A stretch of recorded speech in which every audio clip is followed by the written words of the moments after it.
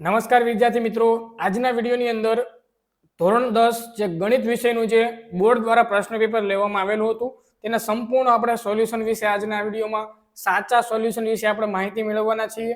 મિત્રો, વિડીયોમાં આગળ વધતા પહેલા જો તમે ચેનલમાં નવા હો તો આપણી ચેનલને સબસ્ક્રાઇબ કરી દેજો, કેમ કે જ્યારે પણ આપણે બોર્ડના પેપરના સોલ્યુશનના વિડીયો મૂકીએ તો નોટિફિકેશન અને સૌથી પહેલા તમને મળતી રહે।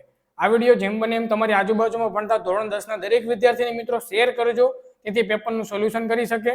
અને કેટલા માર્ક્સ આવે તમારે કોમેન્ટની અંદર જણાવવાના છે કે તમારે પેપર કેવું ગયું ને 80 માંથી તમારે કેટલા માર્ક્સ આવશે એ તમારે કોમેન્ટ કરવાની છે।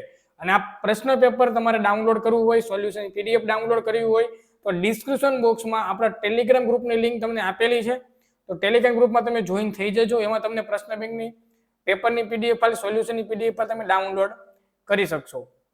તો આ લિંક તમારા આજુબાજુમાં પણ ધોરણ 10 ના દરેક વિદ્યાર્થીને શેર કરજો, એટલે એ પણ મિત્રો પેપરનું સોલ્યુશન કરી શકે। તો તમે જોઈ શકો છો માર્ચ 2024 પેપર કોડ છે 18G, બરાબર। કુલ 80 માર્ક્સનું પેપર છે। આ સૂચનાઓ તમને આપેલી છે। સૌથી પહેલા આપણે વિભાગ નંબર એ ની ચર્ચા કરીએ કે વિભાગ નંબર એ શું કહેવા માંગે છે। વિભાગ નંબર એ ની અંદર તમને સૂચના મુજબ જવાબ આપો। પ્રશ્ન ક્રમાંક 1 થી 24 તમને આપેલા, દરેકનો 1 ગુણ છે, એટલે કે વિભાગ નંબર એ છે ને 24 ગુણનો છે ભાઈ। કેટલા ગુણનો? 24 ગુણનો। ઓકે, ચાલો। સૌથી પહેલા દ્વિચલ સુરેખ સમીકરણ યુગ્મમાં a ના છેદમાં a2 not equal to b1 ના છેદમાં b2 હોય તો તેનો ઉકેલ ખાલી જગ્યા તમને મળે। ઓપ્શન એ પાસે 1, 2, 3 કે ઉકેલ શક્ય નથી। આગળનો પ્રશ્ન લઈએ। જો ખાલી જગ્યા થાય તો દ્વિઘાત સમીકરણ ax² + bx + c બરાબર 0 ને બે બીજ અને વાસ્તવિક હોય તો ઓપ્શન આપ્યો b² - 4ac < 0, > 0, બરાબર 0, નોટ ઇક્વલ ટુ 0। ઓકે, ચાલો આગળનો સવાલ। કોઈ સમાંતર શ્રેણી 4, 10, 16, 22 તો તફાવત કેટલો થાય? બરાબર, તમે જોઈ શકો છો અહીંયા 6 નો તફાવત, અહીંયા 6 નો તફાવત, અહીંયા પણ 6 નો તફાવત, તો તફાવત 6 નું આવે ભાઈ।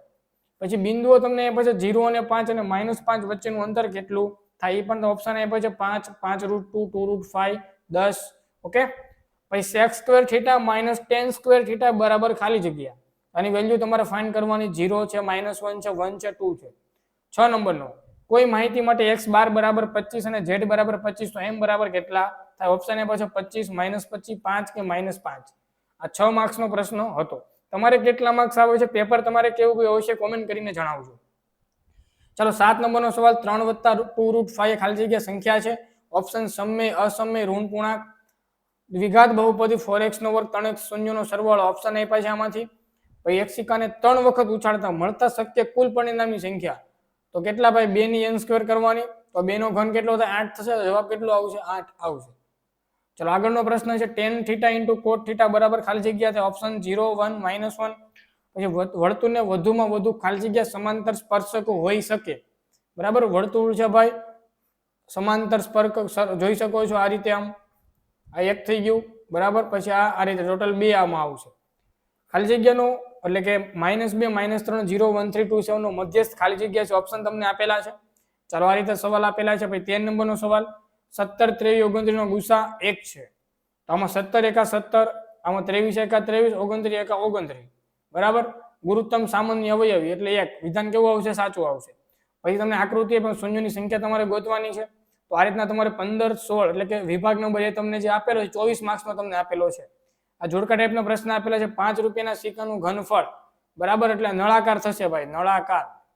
નળાકારનું ઘનફળ શું થાય? πr²h। અર્ધગોળકના વર્તુળાકાર આધારનું ક્ષેત્રફળ, બરાબર, તમારે જે આવતું એ ફાઇન્ડ કરવાનું। વર્તુળનો પરિઘ શું થાય ભાઈ?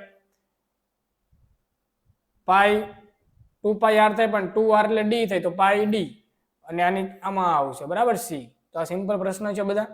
વિભાગ બી, વિભાગ બી માં તમને 9 પ્રશ્ન આપેલા છે। 13 માંથી કોઈ પણ 9 લખવાના ભાઈ, 13 માંથી કોઈ પણ 9, પ્રત્યેકના મિત્રો 2 ગુણ થશે, એટલે 18 ગુણનો પ્રશ્ન થઈ ગયો।